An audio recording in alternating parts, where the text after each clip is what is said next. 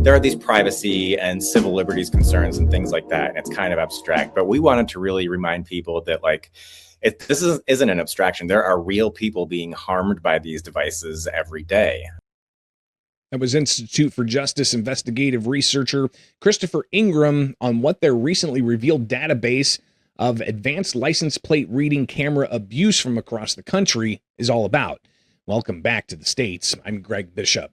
Joining us to talk about this new database and the ongoing reaction to ALPRs is the Center Square Associate Editor, Kim Jarrett. Kim, thanks for taking time with us here on the States. So what is all in this database? There's a lot in this database. You're going to find 170 cases as of today. They're updating this daily. So every time there's an officer arrested or there's a report of abuse, it's going to be updated. I think it was 158 cases at the time I interviewed Christopher, and I think that was last Thursday. Some of these cases are very interesting. You've got police officers in Fayetteville, Georgia, basically using this database like Google. They were looking at family members, looking at data that's held on themselves and friends. You also have police officers who are stalking romantic partners. And there's also some cases of abuse where the data was wrong and there were people held at gunpoint because their license plate was mistakenly read. So there's a lot of information in this database. It's incredible the stories you're seeing pop up all over the place. Obviously, as you mentioned, people being stopped by multiple law enforcement and having firearms drawn on them because a license plate had an O instead of a 0 or something to that effect. You see these types of things happening. And of course, we've recently seen some statements from Flock to try to settle some of these concerns that are popping up across the country. But you talked with Christopher about what sets these particular ALPR cameras apart from other different types of cameras like red light cameras or speed cameras. Here's what he had to say. They are on all the time. They are not just capturing violators, they are capturing the information of every single person who drives past them. And many of these cities, these police departments, they want a heavy saturation of these cameras. They like to be able to see what's going on in the city. And so when you have this density of these cameras, they can effectively see where a person is going throughout the day. Kim, do people understand what these cameras are and how law enforcement's using them? Yeah, that's a really good question because you hear the good stories from law enforcement. Everyone wants to capture criminals. We want to find abducted children. That's the case of what the Tennessee Bureau of Investigation says. Hey, these cameras are great because there was a 1-year-old abducted from Tennessee. We used a camera and we were able to find this child in Georgia. So they're seeing a lot of the good part, but now we're also hearing more because this is still kind of new technology about, oh my goodness, you read my license plate wrong, or are you watching me all the time? Is this a case of Big Brother watching me? So people are just really now in the past year or so going, oh my goodness, what is this camera doing? Is this a camera that's watching me? Is this a camera that's not? And in the recent 6 months or so, now we're hearing that law enforcement is abusing the cameras. Yeah, and a lot of different stories popping up. Again, that's what this database from the Institute for Justice is highlighting with seemingly daily updates. But as you mentioned, I mean, the concern seems to be kind of this mass surveillance where, everybody who's driving by these cameras, and these cameras aren't just set up in one location. They're set up in places all throughout. I don't know where exactly you are in the South. I'm in Illinois, and they're up all over the place. So if I leave my little village, I get captured by a license plate reading camera. If I get into the capital city, I'm captured at a different intersection. So it kind of knows that there's some legitimate concerns there.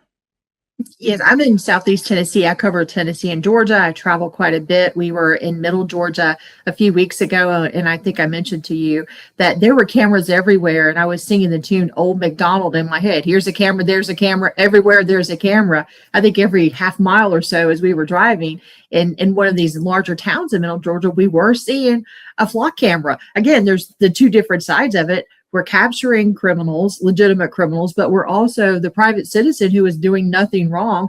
We're getting their information too. And how is that data being used? That's a big question. You mentioned Georgia, but this database from the Institute for Justice seems to highlight a lot of different Georgia cases. What gives? Well, Georgia is the home of Flock Safety. There's a lot of manufacturers of these license plate readers. Flock Safety has had the most publicity lately. They are headquartered in Atlanta. They rolled out some new accountability measures. And according to Christopher, they probably started those in Georgia. So that's why in the past week, we have seen so many new cases of police officers getting caught, as I said earlier, using them as their personal Google to look up romantic partners or look up family members. So that's probably why we're seeing more in Georgia at this time. It's pretty fascinating. Now, just this morning, the debate continues, and kind of sticking in Georgia. You had a state senator there release a pretty lengthy statement about these particular, advanced license plate reading cameras and the technology behind it. What did you get from John Albers?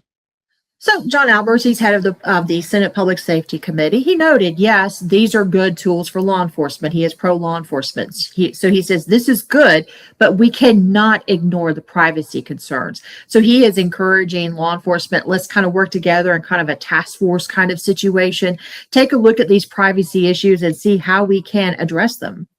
And he went on to say that, quote, we must preserve the legitimate investigative value of these systems while preserving and preventing abuse. Now, he says public safety and privacy are complementary responsibilities of good government, and responsible oversight of these cameras ensures that we do not have to sacrifice one to achieve the other. He also went on to quote Benjamin Franklin saying, quote, those who would give up essential liberty to purchase a little temporary safety deserve neither liberty nor safety. Kim, what does that mean, though, for Georgia? So let's talk about a little bit about what's next. The Atlanta Police Department, they are reviewing their use of these cameras. About a 30-day review. They issued a statement.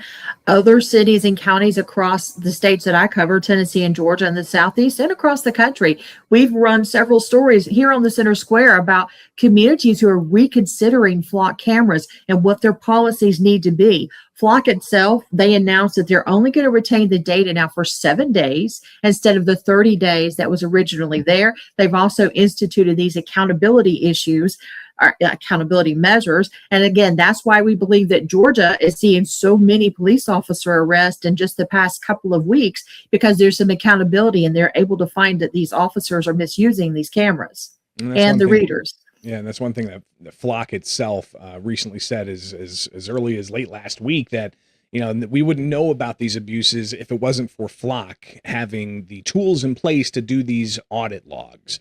And now they're enforcing this with automatic audit logs, and they're reducing the recommended date of how many days they have to keep this information in a database. So they're definitely being pretty responsive here. But one question you asked Christopher Ingram from the Institute for Justice, which has this database of Flock or ALPR alleged abuses with reports popping up all across the country. You asked him in particular, are these effective for law enforcement? Here's what he had to say. We don't know. We often see stories, police departments like to publicize stories of, they'll say, oh, a flock camera was used in the investigation against a theft or a sex offender or whatever. The thing is, in most police investigations, they're gathering many, many pieces of evidence, right? They want the flock data, they have witness testimony, they have security footage from a private business. There are gathering many streams of data. And so the thing that I get concerned about is, our law enforcement agencies crediting a camera with the entire case when it's really just one small piece of a case. And we seem to see this happen quite a bit when it comes to announcements of an arrest. I mean, we had a federal prosecutor out of New York highlight flock cameras as necessary to fight law enforcement when announcing the arrest of a terror suspect. And when asked by a reporter, this was just last week, if flock was used in that arrest, and he said he doesn't think so, but he still mentioned it as a possibility of crime fighting. Kim, there's another element to this as well.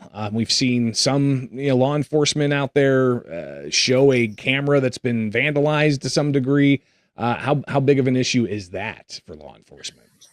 When we had the Lumpkin County, Georgia sheriff, he's offering $1,000 reward because there was a camera near a school that was vandalized. And I did reach out to him for an interview and he just wasn't available at the time. And I still would like to talk to him because he says, hey, this helps us capture sex offenders who might be near a school because Georgia has a law that sex offenders can't be, I think, within 500 to 1,000 feet of a school. So he says, hey, these cameras are helping us keep sex offenders away. And if you abuse it, you're taking away, he says, an important tool for law enforcement. We'll be watching this story as it continues to develop because I don't think these cameras are going to go anywhere anytime soon. Kim Jarrett, associate editor for the Center Square. Greatly appreciate you taking the time here. And for more like this, be sure to subscribe here on YouTube to get the very latest from the States and the Center Square. We'll be right back with more.